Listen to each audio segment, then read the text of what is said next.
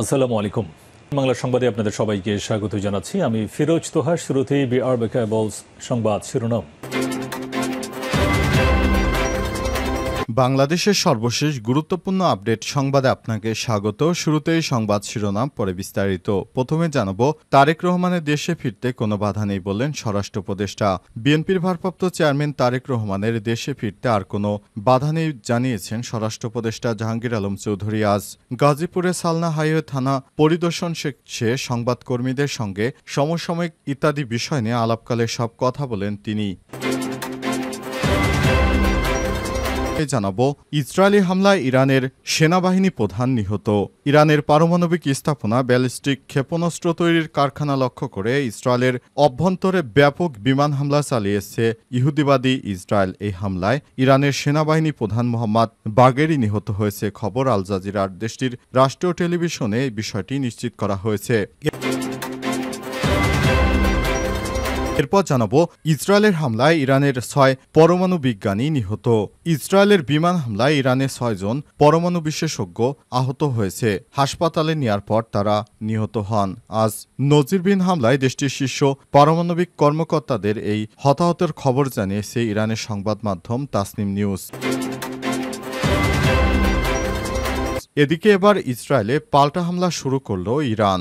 ইসরায়েলে নজিরবিহীন হামলার জবাবে পাল্টা হামলা শুরু করেছে ইরান তাদের ভূখণ্ডের দিকে 100টিরও বেশি ড্রোন নিক্ষেপ করেছে বলে জানিয়েছে ইসরায়েলি সেনাবাহিনী।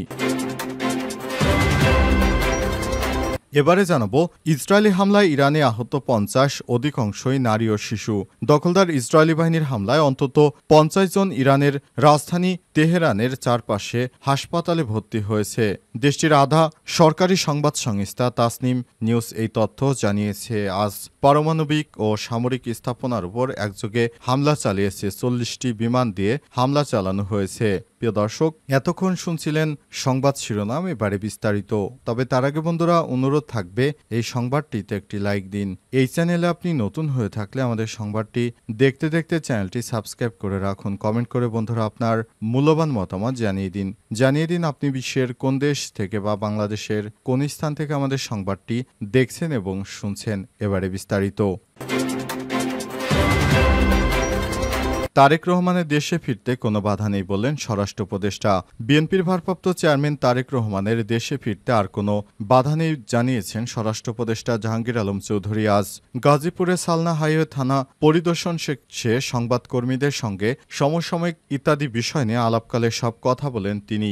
এ সময় তিনি বলেছেন, আমরা তারেক রহমানকে দেশে আসতে বারণ করছি না, বরং তারেক রহমান নিজেই দেশে আসেনি। কি কারণে দেশে আসেনি সেটি তিনি ভালো বলতে পারবেন। তবে এ বিষয়ে কোনো মন্তব্য করতে রাজি হয়নি বিএনপির পক্ষ থেকে কেউ। বিএনপির পক্ষ থেকে বারবার বলা হচ্ছে তারেক আজ আসে কাল আসে, কিন্তু এখনো তারেক আসছে না। সেই যে 17 বছর ধরে লন্ডনে পলাতক রয়েছে বিএনপির নেতা, এখনো দেশে ফেরার সাহস পাচ্ছে না।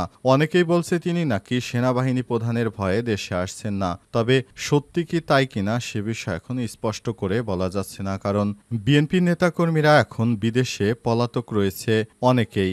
এখনো শেখ হাসিনা পতনের পর অনেক নেতাকর্মী এখনো দেশে ফিরেনি। কি কারণে ফেরেনি সেটি তারাই ভালো বলতে পারবে। বিএনপির পক্ষ থেকে এ বিষয়ে কোনো নির্দিষ্ট কোনো তথ্য জানাতে পারেনি। অনেকেই বলছেন বিএনপি আওয়ামী লীগ আঁতাত করে একসঙ্গে চলে, তাই আওয়ামী লীগ পালিয়ে যাবার পরও বিএনপির নেতাকর্মীরা এই সরকারকে ভয় পাচ্ছে, কারণে তারা দেশে ফিরতে পারছে না। ইসরায়েলি হামলায় ইরানের সশস্ত্র বাহিনীর প্রধান নিহত। ইরানের পারমাণবিক স্থাপনায় ব্যালিস্টিক ক্ষেপণাস্ত্র তৈরির কারখানা লক্ষ্য করে ইসরায়েলের বিমান হামলায় দেশটির সশস্ত্র বাহিনীর প্রধান মোহাম্মদ বাঘেরি নিহত হয়েছে। খবর আল জাজিরার। আজ দেশটির রাষ্ট্রীয় টেলিভিশন IRIN এর সশস্ত্র বাহিনীর chief of staff major general Mohammad বাঘেরি নিহত হওয়ার খবর নিশ্চিত করে। এছাড়াও দেশটির ইসলামী বিপ্লবী গার্ড বাহিনীর IRGCর প্রধান কমান্ডার হুসাইন সালামি, জ্যেষ্ঠ 2 পরমাণু বিজ্ঞানী ফেরেদুন আব্বাসী ও মোহাম্মদ মেহেদি তেহরানসি এবং খতম আল আম্বিয়া কেন্দ্রীয় সদর দপ্তরে কমান্ডার নিহত হয়েছে।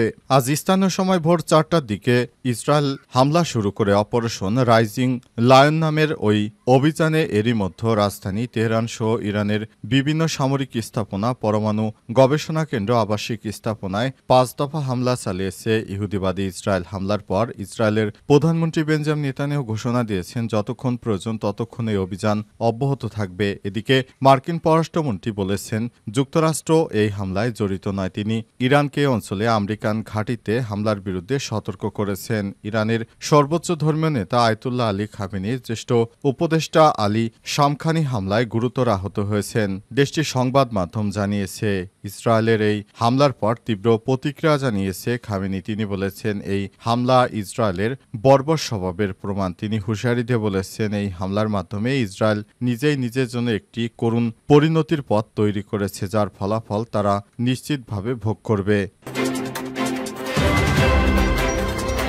ইসরায়েলের হামলায় ইরানের 6 পরমাণু বিজ্ঞানী নিহত।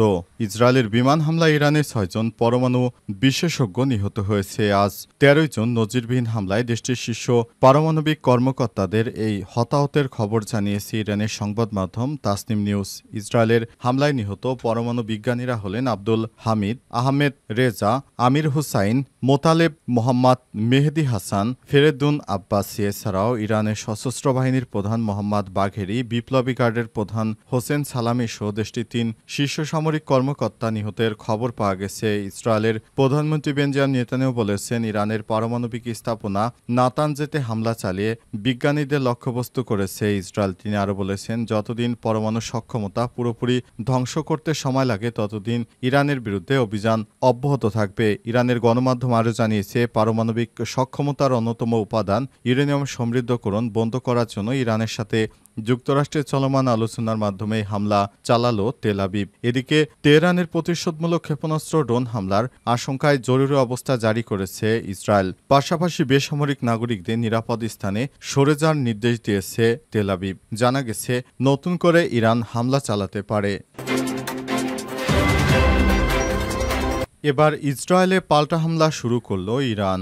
ইসরায়েলে নজিরবিহীন হামলার জবাবে পাল্টা হামলা শুরু করেছে ইরান। ইরান তাদের ভূখণ্ডের দিকে 100টিরও বেশি ড্রোন নিক্ষেপ করেছে বলে জানিয়েছে ইসরায়েলি সেনাবাহিনী। মার্কিন সংবাদ মাধ্যম সিএনএন এর খবরে বলা হয়েছে, ইসরায়েল সশস্ত্র বাহিনী আইডিএফ এর মুখপাত্র এডি ডিফিন বলেছেন, গত কয়েক ঘন্টায় ইসরায়েলের দিকে শতাধিক ড্রোন নিক্ষেপ করেছে ইরান। আমাদের সমস্ত বিমান প্রতিরক্ষা ব্যবস্থা যে কোনো হুমকি প্রতিহত করার জন্য কাজ করছে। আমরা কঠিন সময়ের মধ্য দিয়ে যাচ্ছি। এর আগে শুক্রবার 13 জুন ভোরে পারমাণবিক সক্ষমতা অর্জন ঠেকাতে 200 যুদ্ধ বিমান ব্যবহার করে ইরানের পারমাণবিক স্থাপনা সহ প্রায় 100 স্থাপনা লক্ষ্য করে হামলা চালিয়েছে ইসরায়েল। বিশেষ করে ইউরেনিয়াম সমৃদ্ধকরণ অঞ্চলে হামলা চালিয়েছে ইসরায়েল। তেল আবিব এই অভিযানের নাম দিয়েছে রাইজিং লায়ন। এই হামলায় 2 পরমাণু বিজ্ঞানী এবং 3 জন শীর্ষ কমান্ডার নিহতের খবর নিশ্চিত করেছে আল জাজিরা। হামলার পরপরই তেল আবিবকে কঠোর শাস্তির হুমকি দেন ইরানের